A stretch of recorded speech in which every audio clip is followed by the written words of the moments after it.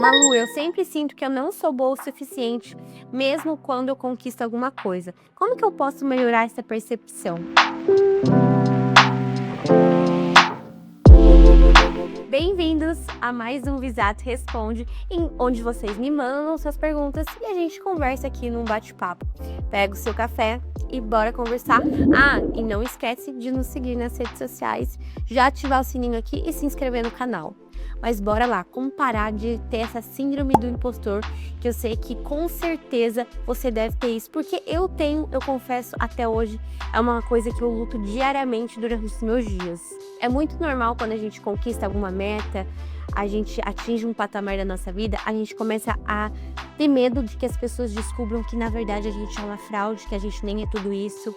E esse é um problema, na verdade, que eu realmente tenho na minha vida, principalmente no que diz respeito às redes sociais, porque ainda que hoje eu tenha lá quase 60 mil seguidores, que isso já seja um trabalho para mim, às vezes eu não me enxergo dessa maneira, eu ainda me enxergo como uma Malu tímida, que não sabe conversar no público, que não sabe fazer nada, que na verdade todos aqueles seguidores que eu tenho é tudo mentira.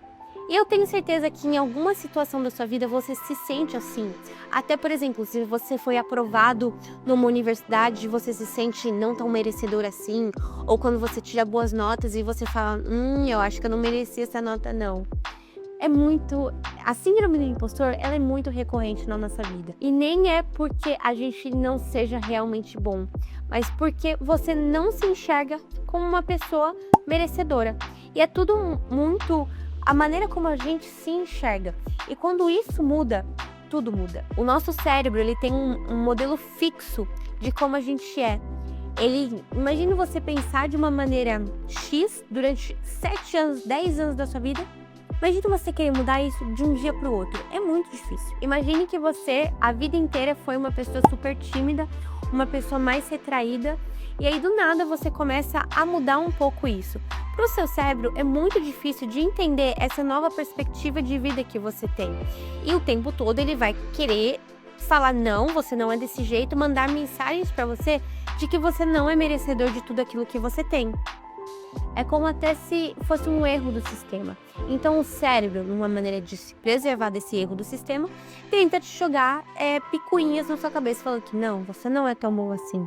Um outro motivo para essa síndrome do impostor acontecer é pelas comparações que a gente vai fazendo. Porque a gente sempre compara a nossa história, os nossos bastidores, com um palco perfeito de alguém. E durante todo o nosso processo de viver, de ter as nossas conquistas, a gente erra, a gente cansa, a gente desanima. E a gente não vê essas coisinhas no palco do outro. E é injusto com a gente fazer isso, porque o outro também deve ter errado muito, deve ter falhado, só que você não enxerga, porque justamente você não está nos bastidores dele. Por isso que a síndrome do impostor é só mais uma mentirinha do seu cérebro. A gente precisa sempre lembrar que o palco do outro não diz respeito aos bastidores dele. Por isso, se você quer se livrar dessa síndrome do impostor, você precisa fazer 3 coisas. Primeiro é aceitar que o desconforto faz parte do crescimento. Se você sente que você não está preparado para uma conquista maior na sua vida, para o que tem acontecido com você, não significa que você não esteja preparado. Significa que você está crescendo, porque se lembre sempre, é o desconforto que gera crescimento. Segundo é revisar as histórias que você conta para si mesmo e para o seu cérebro. Porque se você se enxerga sempre como uma pessoa tímida, uma pessoa que, que se contenta com o pouco, que não é inteligente, que não é talentoso, o seu cérebro ele vai internalizar essas pequenas coisinhas que você diz a respeito de si. Por isso que é tão importante a gente não se depreciar, não ficar se colocando para baixo. Porque uma hora a gente repete tantas e tantas vezes isso, que o nosso cérebro começa a acreditar. Só que a gente tem que entender que o inverso também é verdadeiro. Se a gente falar coisas boas da gente, internalizar isso, a gente começa a criar e tornar essa nossa nova identidade mais forte no nosso cérebro. Se conte, aprenda a contar novas histórias para si mesmo. E terceiro é lembrar que todo mundo, ninguém é 100%. Ninguém é 100% perfeito. Todo mundo tem seus erros, suas falhas, seus desânimos no meio do processo. É aquilo que eu falei no meio do vídeo.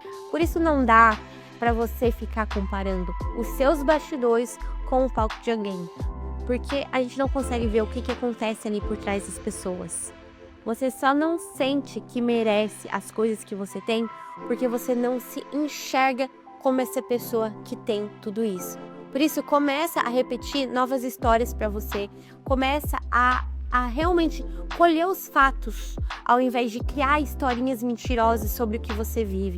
Entenda que você é bom sim, que você faz por onde, entenda que você dá o seu melhor todos os dias e pare de ficar, ouvindo histórias mentirosas sobre você mesmo. Mude a maneira como você se enxerga, que tudo ao seu redor vai mudar. Um beijo, até o próximo vídeo. Tchau, tchau!